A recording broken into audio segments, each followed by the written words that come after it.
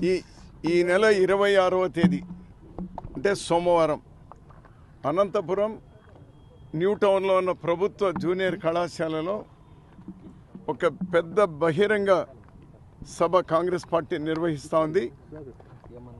AICC అధ్యక్షులు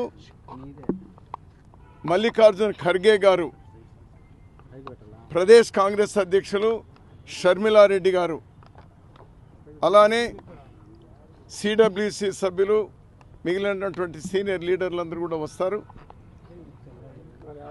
చాలా పెద్ద భారీ బహిరంగ సభల ద్వారా ఎన్నికల శంఖారావాన్ని అనంతపూర్ నుంచినే పూరించడానికి కాంగ్రెస్ పార్టీ నిర్ణయం తీసుకున్నది.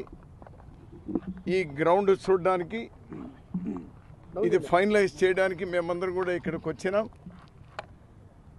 రాష్ట్రంలో,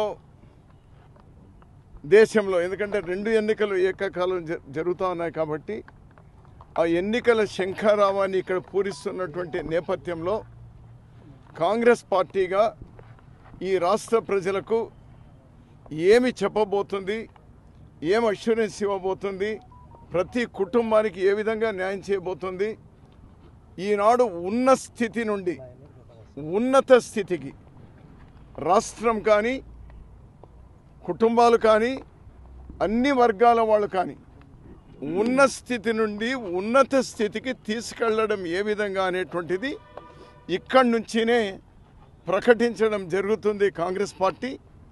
ఈ సభలో అందరూ పాల్గొనాలని, ఇది విజయవంతం చేయాలని, కాంగ్రెస్ పార్టీకు వెన్నుదన్నుగా ఉండాలని, కాంగ్రెస్ పార్టీ